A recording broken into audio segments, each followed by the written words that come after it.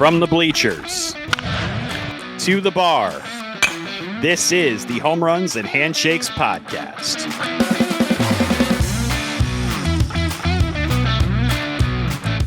Welcome in, boys and girls. This is episode 8 of Home Runs and Handshakes. I am your host, James Neveau, and with me, as always, is the one, the only, the resplendently dressed, always classy, and always dancing, Frank Nova. Frank, we should be talking a lot about a positive weekend for the Chicago Cubs, who just got done winning 2 out of 3 games against the Boston Red Sox, who previous to this series had won 10 games in a row.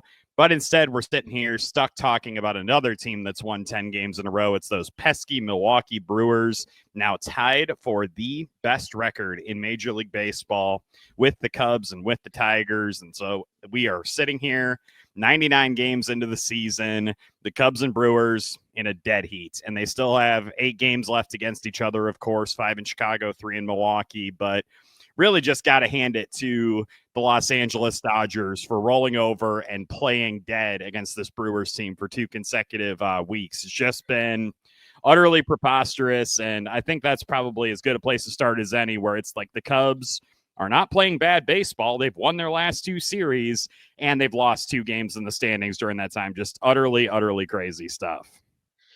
Yeah, it's funny. I don't get too wrapped up in the standings in July. I know I should because it makes better content. Holding their hand, it's fine. It's fine. The Dodgers can just sit there and, go to the All-Star game and take all the top spots in the lineup and then go home and lay an egg against the Brewers. It's totally fine. I'm not going to be resentful of those jerks at all. Yeah, I'm not, like I said, I'm not too worried about it. The Cubs have there's a very nougaty schedule ahead of them. Yeah. Well, and I know the Brewers are going to have some tough games for sure. And I know that everyone's kind of pointed to their lineup and going like, how the heck is this team doing what they're doing when you've got a guy like Andrew Vaughn batting third? To me, it just feels as though the Brewers have like completely taken over that like devil magic mantle from the St. Louis Cardinals, where literally anybody they brought in for like a 6-7 year stretch, it seemed like in the early 2000s, would just all of a sudden become a world beater. And I got to tell you, Frank, I don't want to relive that movie, man. Can the Cubs just get that? Like, I know they had Drew Pomeranz and Chris Flexen this year that have been, scrap heap pickups, but nothing quite on the level of what, Andrew Vaughn's already doing with them. Jose Quintana is doing for them. Like, the Brewers just having all sorts of success with this right now, and it's really, really frustrating. And, that will happen through the course of a season. The Cubs have not had a 10-game run this year. Right. And, that's not to say they won't have one. I mean, this week they've got 3 against the, I know we usually do the preview later in the episode, but since we need to talk about it. Yeah. So, between the weekend leading into the break and the weekend coming out of the break, they won 4 out of 6 against the Yankees and Red Sox, who both figure into the postseason. Mm-hmm. Although, fortunately, they did a good enough job on the Red Sox to where maybe Alex Bregman comes back into trade conversations. I strongly I'm doubting it at this point. I think the Red Sox are still going to be kind of looking at players they can maybe add. I know that they're going to be kind of a mixed bag team. I think that they're probably going to be making some moves toward the future. I mean, that's what's going to happen when you trade a guy like Devers, right? Like, you're going to be looking at any and all available options. But I mean, if they decide like, you know what? Yeah, we want to get on some of that sweet, sweet action that the Diamondbacks are surely going to have with the prodigiously powered Eugenio Suarez, who I think had 2 home runs in each of his last 2 games and is only behind, I think, Cal Raleigh now in the major league race for home runs. Like, just utterly crazy stuff. The Red Sox might decide, hey, we want in a little bit of that. We want to, maybe get something for Bregman, but I don't know. I don't know if that's a move they necessarily make. I think they're going to want to try to compete this year, but they're also going to want to try to position themselves for next year, too. They're kind of in a similar boat to, I think, where the Arizona Diamondbacks are. Yeah, the Diamondbacks are in a weird position because they should have been better than they are this year. Just things didn't go their way, especially in terms of injuries. I was going to say they've just been so beset with injuries. It's so crazy. So it's not a situation where you go and salt the earth, because you get everybody well and you're right back in it next year. Mm-hmm. And I guess all of the, animus that I have toward the Los Angeles Dodgers right now, I do need to give credit to the Arizona Diamondbacks, who just swept the St. Louis Cardinals and knocked them into fourth place in the NL Central. Mm-hmm. Yeah, I mean, the Cardinals have been kind of a smoke and mirrors team all year. Mm-hmm. And, I think they're just out of smoke and the mirrors need cleaning. So I think they're kind of settling in about where they should be. And I do want to say also, I do not think, I know there has been a lot of kind of conjecture about this online about whether or not the Milwaukee Brewers are quote unquote for real, whether something's going to catch up to them. This team's got the pitching staff to be really, really dangerous this season and then into the postseason too. I think that you're not looking at a lot of teams that are going to be able to stack up a rotation the way that the Brewers could conceivably do it. And their bullpen has also been really solid too. I think that's going to be a really tough obstacle for any team to go up against in October. And I do think that we've seen repeatedly the Cubs have been able to go up against teams like this. I mean, they just did it against the Boston Red Sox, who were an absolute buzzsaw, and the Cubs kept them from scoring. I think it was 21 straight innings or something like that. The Cubs are definitely capable of doing it. It's just, I don't think the Brewers are going to implode themselves. It feels like something that the Cubs are definitely going to have to earn. And I think that that's the only, other than, of course, the tongue-in-cheek ribbing of the Dodgers, I think that's probably my only real takeaway from all of this is I think that the Brewers are proving to them, to us, and to everybody, they're not going away, and the Cubs are going to absolutely have to bite them tooth and nail down the stretch. And, it may take 95, 96 games to win this division at this point. And, I don't understand people who are asking if a team that's won the division the last 2 years is for real.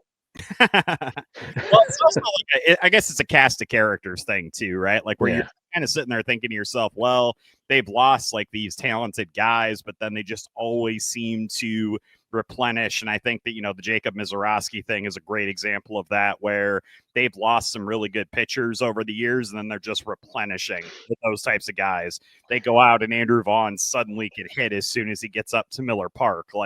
It's one of those weird things, but I think that they've proven time and again, and this included when Craig Counsell was at the helm, this team always finds a way to kind of develop talent and to get them to fit together. And I think that it's another really good example of that. And they're, again, a very, very dangerous team.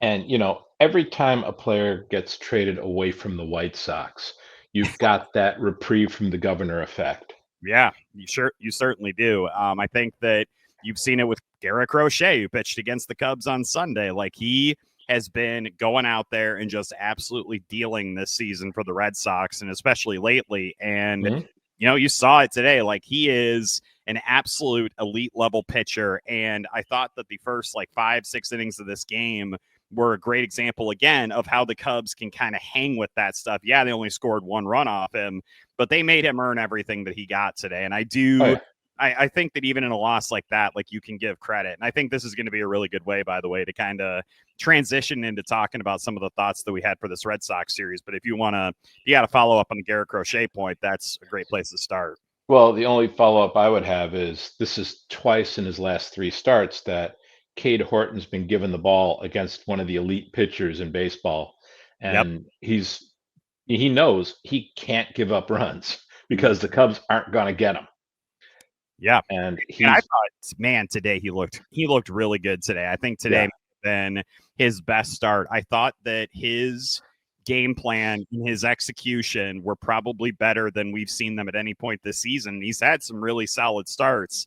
I thought today was a great culmination of that. I thought that 2 of his last 3 starts have been just absolutely outstanding. I thought he pitched great against the Guardians too, but it seems to me Cade Horton is finally kind of settling in a little bit and figuring out what he's going to need to do at the big league level to be successful. And that is a very enticing and a very exciting thing if that is indeed happening. Yeah, I mean, it's one of these things. He's got the stuff. He's got the stuff to be a top of the rotation guy. Sure does. And he talked about it after the Guardians game where he needs to work on slowing the game down when it starts getting away from him. Mm-hmm. And that's the sort of thing where, that comes with experience. You can get a guy who can throw 100 miles an hour, but what happens when guys are squaring up, you're 100 miles an hour. Mm-hmm. What do you do then? What's plan B? And I thought Horton did a really good job today. He minimized traffic on the base paths, and that's how you avoid the big innings. A lot of times, last night the Cubs hit 5 solo home runs, so it doesn't always work. But you're better off with fewer. You're better off having fewer guys on the bases when you're pitching than more.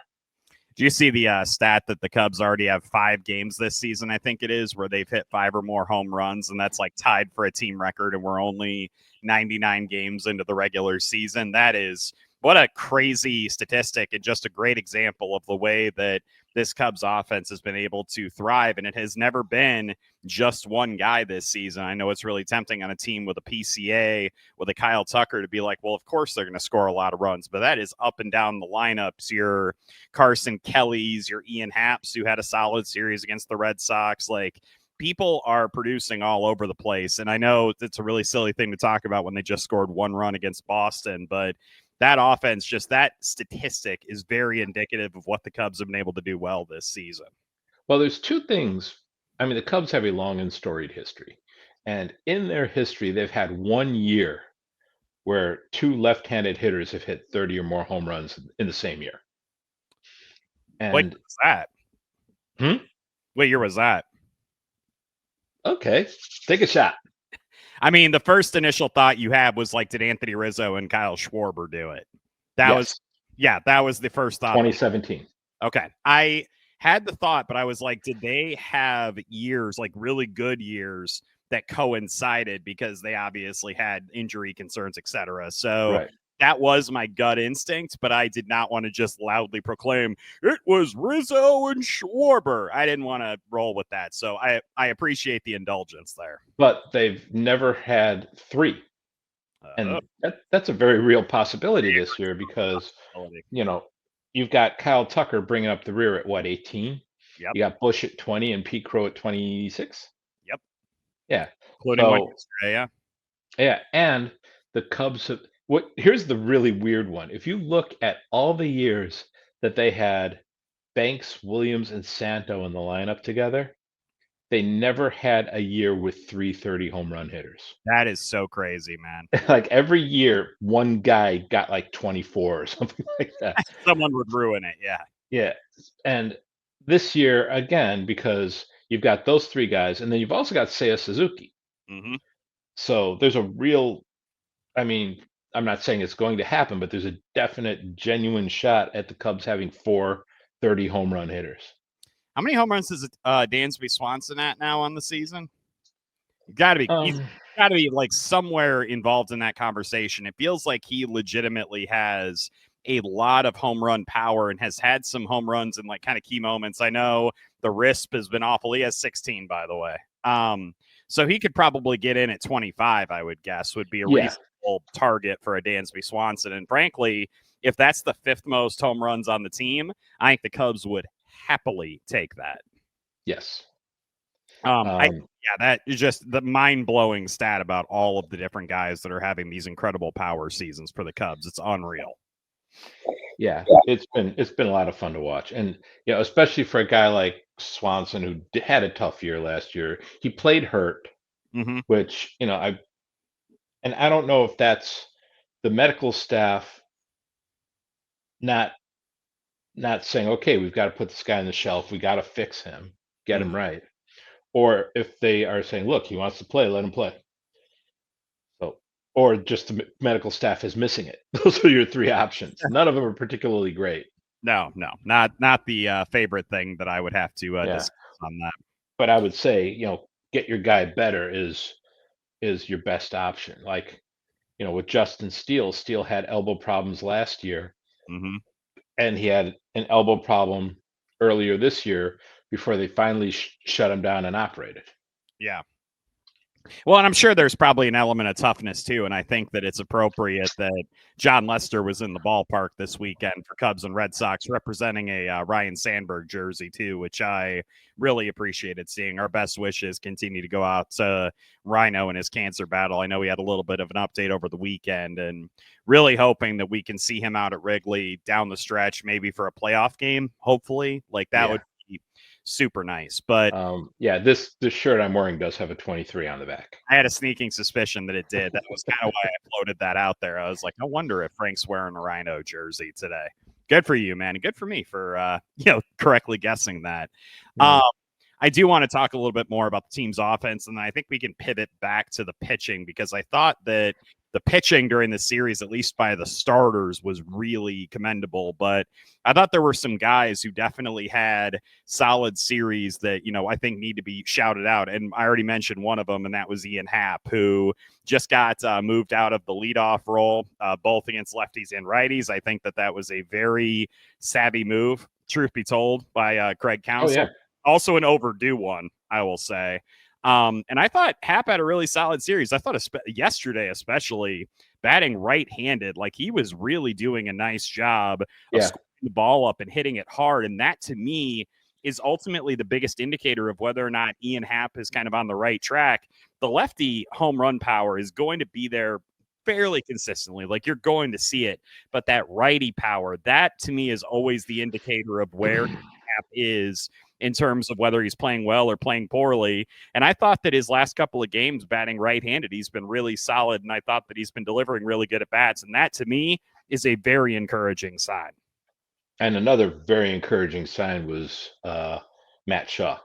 Yes. Speaking of guys hitting right-handed, hit his first Wrigley Field home run finally. Had, I believe, hits in all three games in the series, right? Like, I think that if he can and I know, like, talking about a guy who is still below the Mendoza line is probably not, the way we want to spend a podcast. But if that dude can start to figure it out, I don't think he's below the Mendoza line. Oh, I was going to say he's got to be close. Like, I think he's just batting over 200 at this point.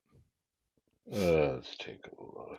But I will say that seeing him hit that home run, see, that's close. Yeah, better than Justin Turner. Yeah, that's also. Yeah, I love today. It was like a little FU from the baseball gods today that Michael Busch came into the game after Garrett Crochet exited, and Justin Turner stayed in the game and not Matt Shaw because of where they were at in the lineup. I was just like, why? But I mean, for lack of better options, like what? Were you going to roll Vidal Brujan out there again? I don't think you're going to ever see that happen 2 days in a row. Yeah, and I mean, we talked about the trade deadline, and I'll be happy when we get to August 1st, because at that point we're done talking about the trade deadline. We could talk about acquisitions, but we don't have to sit there and talk about what they need and what can they get and who can they give up. It'll all be done. So. That's going to be a really wild week for the show, because we're not only going to have the trade deadline to talk about, we're also going to have that 3-game series against Milwaukee to talk about, because they'll just wrap that up. On-air production meeting, by the way. I think that we should do a podcast episode after the trade deadline, so hopefully Claire is okay with that idea. But anyway, I'm going to float that stuff later on. I think that we can continue talking about the team's offense. And like I said, I just think that seeing Ian Happ, seeing Matt Shaw have the series they did against Boston, you kind of are hoping, you're praying that at least Ian Happ can start to kind of figure it out, and he can get to, I mean, we've talked about it before, like he consistently is going to hit at a certain level. It's just a matter of kind of when the surge happens that enables him to get there. Can we dare hope, Frank, that he's hitting that surge now? That would be great. I mean, we've had glimpses during the year, but it never really fully formed. I have to think that he was is battling some type of an injury that has kind of hampered him a little bit. It feels very 2024 Dansby Swanson-ish, where you're just like, what's going on here, dude? Like, what do you need? Yeah, he's not looking. It doesn't look like usual Ian Happ on the bases. No, he was slow as hell when he got thrown out at second base today. Yeah. That was a very bad bit of base running by him, and that's not something you see from him very often. And, I mean, our Gold Glove left fielder. Oh, jeez. Yeah. He's getting those Yadi Molina reputational Gold Gloves out there. Yeah, well, at least the Cubs have two other guys who have very reasonable cases to win Right. Gold Gloves. Although, after what Ronald Acuna just did the other day for the Braves, I showed you guys that video. Yeah. One of the most ridiculous plays I have ever seen a guy make. And it's like, okay, if you want to give him the Gold Glove over Kyle Tucker, I'm going to go ahead and I'm going to say yes to that. That's totally fine. Well, I told you guys, I got to see Clemente play, and that was my first thought. Oh my God, it looked like a Clemente throw. Just and like you had pointed out, the way that he didn't crow hop. It wasn't like Nothing crazy load up. That was just all arm power, dude. I was gonna say, he took that easy stride into it. It looked like a warm up throw before the inning starts. I thought he caught the ball off the wall the first time I saw that. I know. I was like, did you just catch a deflection off the wall? And I was like, no, he deliberately caught the ball over his shoulder like a football wide receiver, wound around and made that throw. If you have not seen it, please, for the love of God, go find that play. It is basically what I would refer to as baseball pornography. It was just so erotic. And if you're listening to us and you haven't seen it, congratulations on coming out of your coma. It's one of those things that Major League Baseball kind of drove into the ground, but frankly, they did so correctly. They needed to do that because that play, that might end up being play of the year material. It was just so nuts, man. Yeah. The only thing that would have been better is if Coldplay had been playing. See,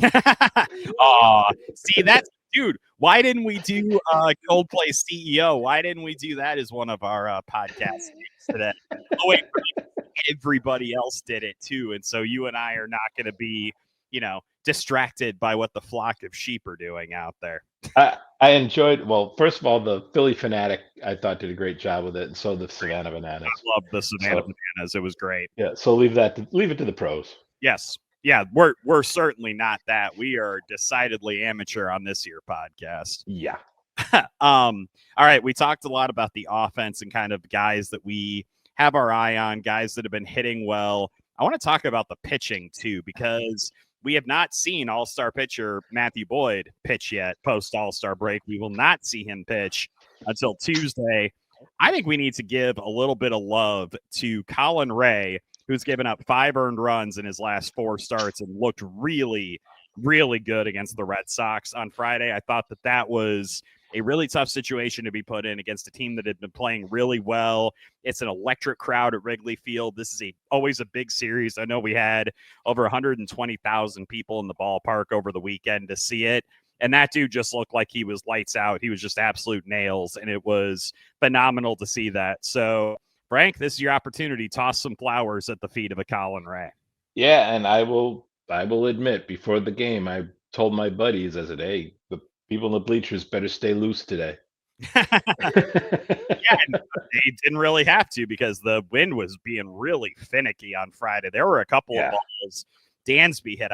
I swore that we're going to get out of that ballpark on Friday. I think Dansby hit like 3 or 4 this weekend that got caught near the wall. Yeah, and 2 of them on Friday were literally to the same spot, and I was just like, "What's going on here? Why is God forsaken this team? Like, what did I do to deserve that?" But just phenomenal stuff for him. He's 97 innings on the season. He's only given up 14 hits those last 4 outings. I think that he's in really fine form for a guy who definitively and conclusively, I think, is your number 4 starter at this point. I still think Cade Horton is your number 3 right now with Tyon out of the mix, but just very, very impressed with Colin Ray and the way that he's been handling his business. And if they continue the innings management that they've done with him, I do think that he's a guy you're probably still going to see taking the ball every 5th day until the end of the season in all likelihood, unless they swing a massive trade, of course. And one other person I would like to throw flowers to, and I only am aware of this because I was driving home from South Florida today, so we had the game on. We had CarPlay, and we're listening to the game in the car. Yeah. And Ron Coomer's been off, so Zach Zaidman was doing the game with Pat Hughes. And, I know Zach Zaidman's not a popular guy in the city of Chicago, but they were doing a hit for whatever clothing chain they do a hit for, where it's like Suits to Go or whatever it's called, some men's suits thing. Mm-hmm. And they were talking about it, and Zaidman says, "Hey, Pat, it looks like you're wearing a shirt from there." And Pat says, "I am." Then Zach Zaidman goes on to describe Pat's clothing in the perfect Pat Hughes uniform description.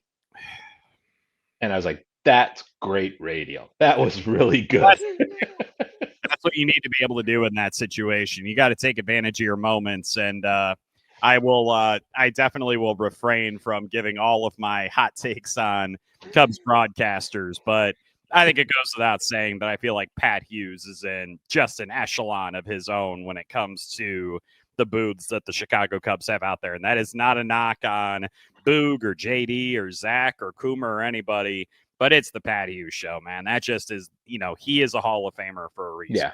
Oh, he and Coomer work really well together. I agree with that. And I think that they tried to kind of get that formula right after Ron Santo passed away. And I think that Coomer really filled the role. And I think that he does bring some good analysis to the mix too. So like I said, I don't have anything bad to say about Ron Coomer. I just am like, always a Pat Hughes. Yeah, Pat Hughes is just, he's unbelievable. We also have to give some flowers to Shota Imanaga too, right? Like this guy, he was so five good. starts since he came back from injury, has only allowed 6 earned runs. And how did you like his little Michael Jackson freeze thing after the strikeout? How great is that? That guy, I swear, is just like living his best life in Chicago. He is having a ball out there. Just like, and people love him for a reason. Like, he is a magnetic personality. He is like, I know PCA like just gets all of the love and adulation from kids, and rightfully so. Right. But there is something absolutely electric about the way Shota Imanaga conducts himself and the way that he allows his personality to shine through. Like, I am consistently in awe of that. And he went out there on Saturday night, big stage against the Red Sox, and absolutely shoved in that game. And I loved the first inning. It's like, oh God, this is already like, kind of tense moments, allowing a runner on third base did not phase him in the least. And I think that is part of the reason why, if you're going game 1 of a playoff series, you're giving Shota the ball, because the moment just never, it doesn't feel too big for him. Like, he doesn't act like that ever. It doesn't matter what the situation is. I swear, he's out there on the mound and his pulse is like 40. It's so ridiculous. Like, it is, I know that there have consistently been guys like that. When John Lester was probably always at like 120 because he like ground and labored over every pitch. But Jake Arrieta, like the effortless cool, like in the intensity that he had, like I guarantee that pulse was not fluctuating with him. Like, especially in that like 2015 season. That was something, watching Jake Arrieta pitch. And it reminds me a lot of the way Shota just goes out there and he's like, you know what? We're going to go ahead and go take care of business here, and we're going to see how this goes. And nothing really seems to bother him. Yeah, Jake in 2015 and 16, Jake pitched like he took offense to people taking a bat into the batter's box. Which is always the best way to do it. And like even like was that way on social media too, right? Where he was, tell yourself whatever you want. It doesn't matter. Like, yeah. And then goes out and shoves against the Pirates and throws a complete game. Like, it was that kind of badassery that, the swagger. And I think that that's really kind of flowing through the Cubs this season in a lot of ways. Is I feel like there's kind of this like confidence about this team, and they never let themselves get too bent out of shape, even if things aren't going well. They have seemed to kind of bounce back at every opportunity. And I think it's going to serve them well as you've got a Brewers team who just isn't interested in losing games right now. Yeah. Yeah. The Cubs are going to have to ratchet that up. The next time the Brewers are in the other dugout, they have to look at that team and say, how dare they think they can play with us? Yep. Dude, I'm telling you, that 5-game series in August at Wrigley is going to be absolutely bonkers. I cannot wait for those games. Little fun fact here I wanted to throw out at you, Frank, since we were kind of talking about guys who were around in that 2016 season. Did you know the Cubs entering play today had the best record in Major League Baseball by themselves, the latest in a season? They have had that since that 2016 campaign, and their first 98 games in 2016, they were 59-39. Their record through 98 games this season, 59-39. Yep. So very interesting stuff, little parallels there. Only the fourth time the Cubs have won 59 of their first 98 games during the divisional play era. 1969, of course, everybody knows how that ended, but then also 1977. And Frank, I think we're about 30 minutes into the podcast here. Do you have any good recollections of what the hell happened to the Cubs? They did not make the playoffs in 1977. They just hit the June swoon a little bit later in the year. And it was really funny because like Ray Burris was one of their pitchers, and he would always kind of scuffle up until July and then figure it out. And he wound up winning about 15 games, and almost all of them would come in the second half. Mm-hmm. And that year he started hot. I mean, they could not lose with Burris on the mound. So everyone's like, okay, here we go. Let's get with this. And Burris fell apart in the second half. And they had some guys that just, they had hot starts. I mean, Ivan De Jesus was hitting the hell out of the ball. It was their first year with Buckner. Mm-hmm. Was that a Rick Monday season? No, they traded Monday for Buckner. Okay, thank you. Buckner and De Jesus for Monday. I was not alive in 1977, so that was a very legitimate question. It's okay. One of my favorite moments of that season actually happened. I think Kingman was with the Padres, and I think Russell hit him with a pitch, and he was yapping at Russell, and Rick Russell was not going to take anything from anybody. So he's like, he was basically telling Kingman, if you feel froggy, jump. Kingman went down to first, and then the next pitch was like a basic double play ball, and Mick Kelleher was playing second for the Cubs. Kingman barrels into Kelleher, and Kelleher was like 5'9", little guy. Kelleher jumps on Kingman's back, and he's like trying to wail on Kingman while he's on his back. Kingman's carrying him around like it's the world's worst piggyback ride in the world. We're all out in the bleachers, just in hysterics, laughing at all of this. Mm-hmm. God, I love baseball in the 70s. Yeah, because that year, that was Kingman's last year before he signed with the Cubs, and he wound up playing for a team in each of the four divisions. He played for the Mets, the Padres, the Angels, and the Yankees. Wow. That's all in 1 year. Stuff. Wow, that's crazy. Who would have thought that would have? I bet that has never even come close to happening again. Yeah, I wanted to. There was something else I was going to mention about in this vein, and I'm totally blanking on it. So I think we're gonna shift to my next point of discussion here. We talked about like bullpen games with the Cubs, and I think that a lot of fans have a very hate relationship with it, and probably not going to feel too great about the idea after what we witnessed today, rather, with the bullpen kind of imploding in the late stages of the game against the Red Sox.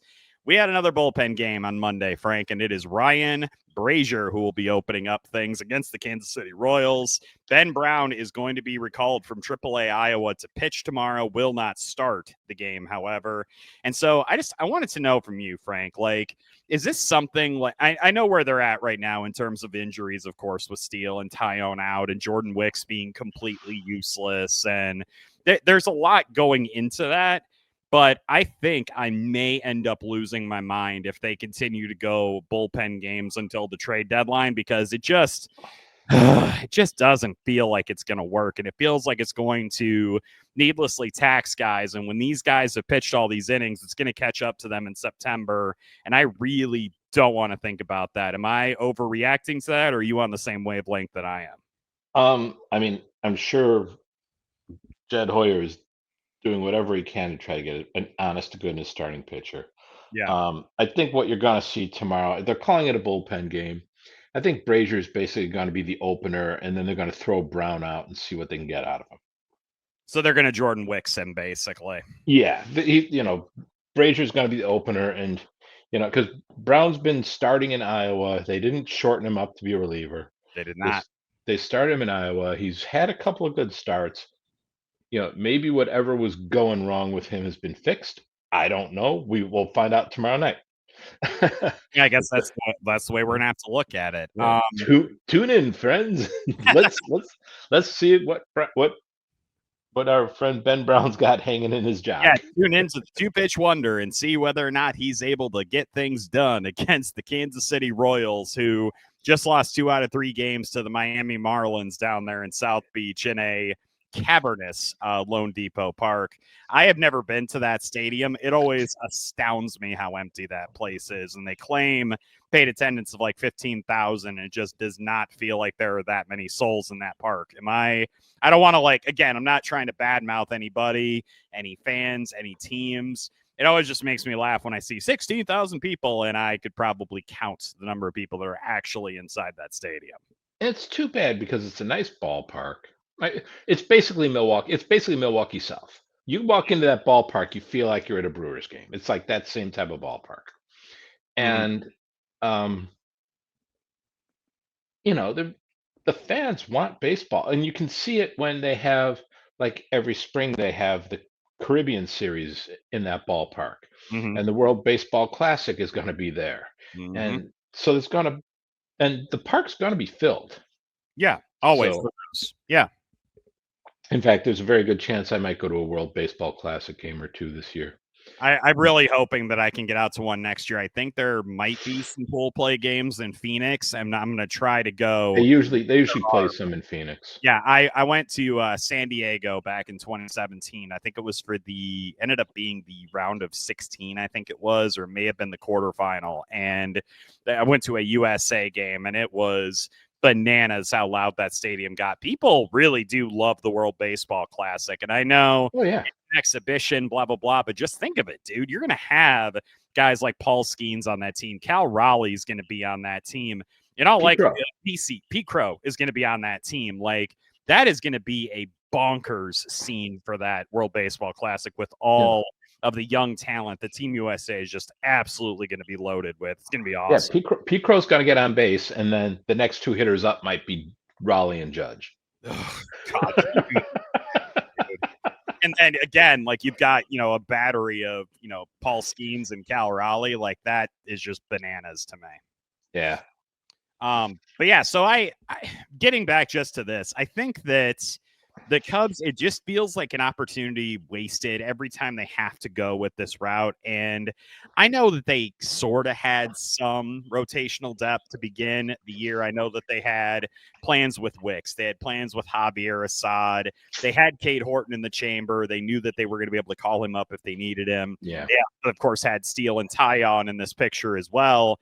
And it all kind of melted down. And I think the fact that they've been able to still have a pretty solid starting rotation when you consider how well Colin Ray's pitched.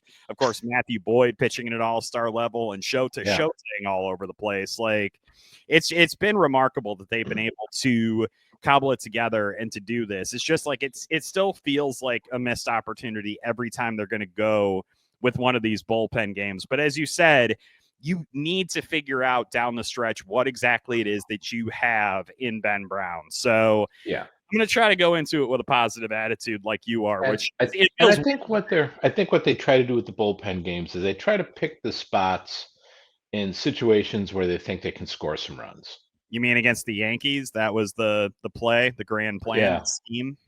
That was a grand scheme against the Yankees. Was, okay, we can score some runs. The guy they got on the bump, we can get some runs off him. It's the reason why they're not doing a bullpen game when Seth Lugo's out there. Seth Lugo's going to be out there auditioning for the world. I do have to point out that Noah Cameron, in his last 3 starts, has 20 strikeouts, and he's given up 2 earned runs. So the Royals are not putting a schlub out there on the mound. He's had a really solid run of late. And I know not against the best competition. I think it's like the Pirates and the Mariners are in that mix, but still not going to be the easiest day at the office the Cubs offense has ever had. Let's just say that. No. At least I don't think so. We'll see. I mean, we've kind of made it a routine on this show that we've been able to, kind of reverse jinx everybody. So who the hell knows how that's all going to work? Yeah. I'd be lying if I said I was optimistic about Brown. All he's shown is he can get guys out in AAA. Yep. He has never been able to he's done it at times in the big and very limited doses, like the no-hitter in Milwaukee, for example. But too often he just gets into these situations where the 3rd or 4th inning he's already thrown 70 pitches and given up 4 runs. It happens way too often. And if you're going to have two pitches, they better be as good as Justin Steele's two pitches. And they're just not. They're The fastball obviously has a ton of life to it, but got to be able to locate it, and he can't always do it. So, no. Yeah, big question with that. I mean, they were talking on the broadcast last night, the Fox broadcast, which was like the seventh circle of hell for Cub fans because it was AJ Pierzynski and Adam Wainwright, and they were talking about Shota and the concerns about him when he came over. Like, oh, he only throws 91, 92. That guy could thread a needle through a gnat's ass with that fastball. Like, his location on it is unbelievable. John Lester was never high 90s. No. But, but again, same thing. He could, when Shota's on the mound, like when Lester was on the mound, when Greg Maddux was on the mound, when Fergie Jenkins was on the mound, guys like that are on the mound, the catcher can sit back there in a rocking chair. The ball's going to hit him in the mid. Yep. Well, and you know what? And Shota can actually throw to first base, which is really nice. Yes, it is. And of course, they had to bring that up last night. I think it was like AJ brought it up where he was like, yeah, all I was told was that, John Lester couldn't throw to first base. And I thought that was kind of crazy. And that he dumped me for David Ross. And I was like, yeah, it probably was for the best because pretty sure John Lester would have. Well, that's not like David Ross was a cuddly guy anyway. I'm trying to think of like who would have been kind of the bigger asshole between the two of them, between Ross and Pierzynski. Like that seems like a pretty stout competition. Yeah, when Ross played, he had a bit of a red ass. I remember there was the play we always loved was the one where he picked off Tommy Pham. Lester picked off Tommy Pham. And Lester and Ross both gave just these matching glares into the Cardinals dugout. Yep. And remember that. At that point, those two guys could have been like something out of something out of WWE. Those two guys could have just gone into the Cardinals dugout at that point and cleaned house. Yep. Just hit everybody with like Gatorade coolers and folding chairs, right? Yeah. Yeah. So well, now that we talked about kind of the opener of this, and then we are going to see Matthew Boyd pitch on Tuesday against the Royals, and then you've got a 3-game series coming up after that against the Chicago White Sox down on the south side. You do have a day off Thursday. So Cub fans, check out some minor league baseball. It might be one of the last times you get to watch an Owen Casey or a Kevin Alcantara if they end up getting traded by the deadline. So Thursday, keep that in mind. I really don't. I don't know how much value Alcantara is going to have out there. Casey's a different story. Might be interested in him still, though. And I know there are other guys in the Cubs farm system right now. Jefferson Rojas, for example. Congratulations on the promotion, by the way. Got called up to Double-A this week. Good for him. I'm surprised Jackson Wiggins hasn't gotten the call up to Iowa. I was a little bit surprised by that, too. I think that it might happen at some point in the near future, but I'm kind of surprised it hasn't happened yet. Well, it could also be something if Brown comes up tomorrow and does well and they want to keep him up for another start. At that point, Wiggins might get the bump to take Brown's place. That's a very true possibility, and I think they got to also be waiting for other guys to get traded from that roster in order to kind of make those types of shuffles. But kind of setting the stage where you've got those 6 games. I think 6 obviously winnable games against a team like the Royals, who has not been the Royals of last season, but are still a threat. They still got some really solid players on that team. And then the White Sox, who just got done stomping a mud hole in the Pittsburgh Pirates and swept them over the weekend. So I think these are still very winnable games, winnable series, gettable series, and you just need to stack some wins because this Brewers team, again, just is not wanting to go away. And that series that's looming a week from tomorrow, that's going to be a big honking deal for the Cubs to get ready for that. So, Frank, I'm going to throw this to you. Your preferred outcome, well, your preferred outcome, I'm sure, would be 6-0, but what would make you happy for this upcoming 6 games against Kansas City and the White Sox in terms of a record for the Cubs? And what do you think will actually happen? Anything less than 4-2 is a bitter disappointment. Yeah. I would prefer 5-1. I think 5-1 is fair, and I think that you could sweep either series. And I know the White Sox are not the White Sox of last season, but I also know they're not great, and they're probably going to end up trading somebody before the deadline, and I think they're going to weaken that roster of theirs at some point. Could happen before the upcoming weekend series. I think that it feels to me like it's going to be another like, well, they'll win 2 out of 3 against KC, they'll win 2 out of 3 against the White Sox and go 4-2. The Brewers will go 5-1, just really annoy me again. Like it has all of the feelings of that. And I think that that's ultimately how it's going to play out. But I completely agree with you that 5-1 to me, that would be very satisfying if they could hit that mark. Yeah. And also keep in mind, they may end up having to go 2 bullpen games if they keep their rotation intact too. So, well, and Sunday bullpen game against the White. Well, you would rather do the bullpen game against the White Sox on Sunday than do it Monday against Milwaukee. And I think that I have to think that the Cubs are trying to stack their rotation at least a little bit to make sure that they're going to be, going up against the Brewers at full strength. Because I will remind you, Jacob Misiorowski currently in line to start the opener of that series. Like the Brewers, they've got Quinn Priester and Freddie Peralta also lined up. They have their rotation lined up to go up hard against the Cubs. I think that the Cubs absolutely have to treat that series that way. And I think that the way they have it set up with where Boyd, Ray, and Imanaga are, I think that's exactly who you're going to see go up against Milwaukee in that series. Yeah. And, hopefully by then there's a guy with a brand spanking new Cubs uniform.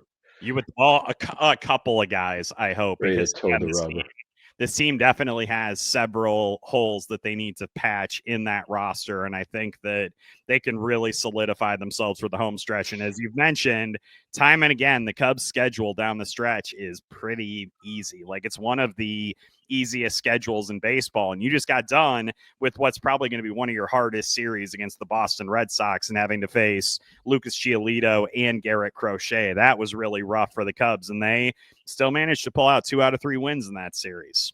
Yeah.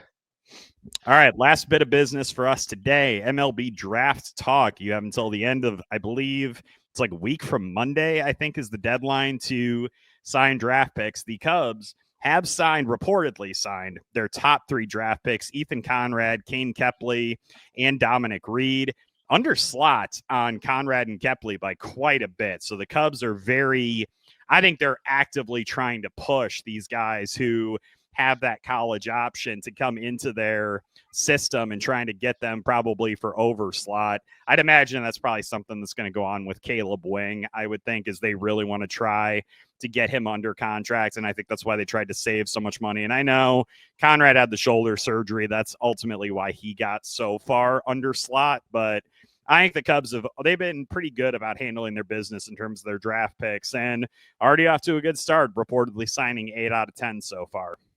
Yeah, actually 9 out of 11. And and the 9 they signed are all their collegiate players. They have Wing and Hartshorn are the 2 guys who aren't signed, and it's pretty clear that the Cubs have done this in the past. I mean, that when they drafted Cade Horton, they drafted him specifically because they knew they could sign him under slot, and then they were able to then offer a buttload of money to Jackson Ferris. Yes. Who wound up turning into Michael Busch. That's correct. Yeah, and God, he's still going to be a really electric prospect. It feels like both teams. I love that trade, honestly, and I know the Cubs gave up 2 really good prospects to get Michael Busch. I feel like that ended up working out really fabulously for both teams. Oh yeah. Love but that. Yeah, I'm sure that right now they're like 3,500 under cap at this point, or 3.5 million, I should say, under cap, 3.6 million. They did a really nice job of like allocating their resources to try to take big swings at those high school guys. Yeah, Wing and Hartshorn's a guy. He just the little bit I've seen of him, like he went to, I think I mentioned before, he went to the National High School All-Star game and won the home run derby. Mm-hmm. This is he's switch hitting outfielder, and he could just mash. Mm-hmm. And because he's so young, he's a guy that can, they don't have to rush him. He'll get here when he gets here. Same thing with Caleb Wing. And we'll be able to get a better look. Like a bunch of these guys, you're going to be seeing these guys in the Arizona Fall League. Yep, for sure. And then that'll probably be the first time we get to get a real good look at a lot of them. Like I'm sure Sure, a couple of them might play a little bit in Arizona League before then, like the Rookie League. But yeah, you're not going to get like a real look at them until they're playing AFL action. Yeah, nobody's going to Myrtle Beach.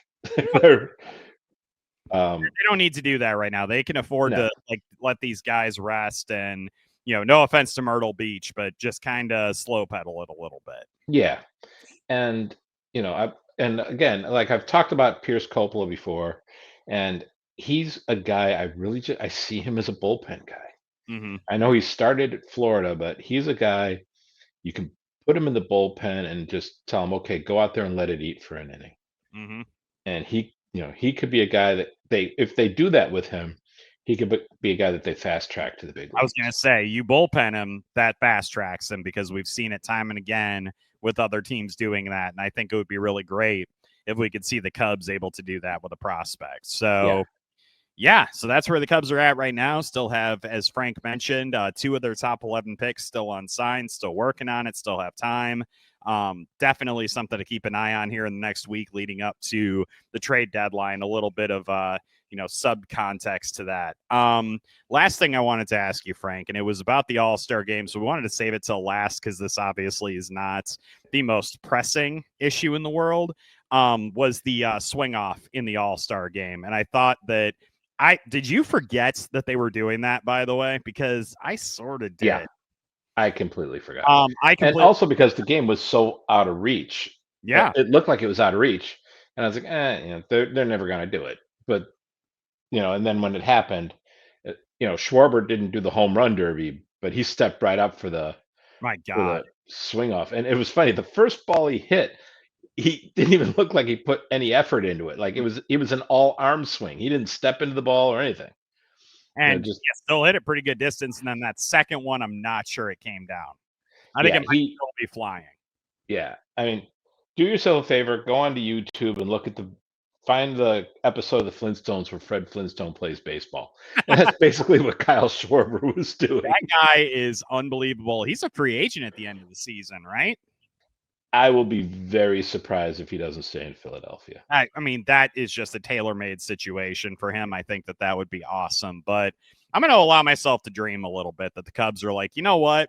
I want to go ahead and bring him in. Like, that would be wild if they brought Kyle Schwarber back. Yeah, but Philadelphia is one of those places. Guys love playing there.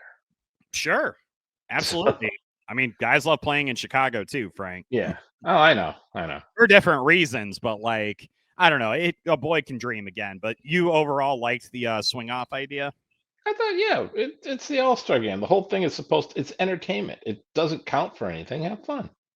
I think so too. And I think that there was kind of lost that discussion about whether or not they should adopt it during the regular season. I was like, can we not do that? Can we just play baseball to determine a winner, please, for the love of God? I hate the shootout enough in hockey, but like, come on, man. Like, I do not want that in baseball too. The shootout in hockey, I never minded because they keep it to the regular season. And, with the way games are scheduled, these guys have planes to catch. And, a lot of times they've got a game the next night. So just let them get out of there. You don't want them, you don't want to skate a full 20-minute period to end in a tie. I was going to say, I'm totally fine with it ending in a tie, though. That's where I think I'm different than other people. Yeah, but again, it's entertainment. People like it. And but it also impacts the standings, too. Like, you get a standings point for that. Now, what I think they should do, 3 points, man. The 3-point system needs to be brought into play. Yeah, but they won't.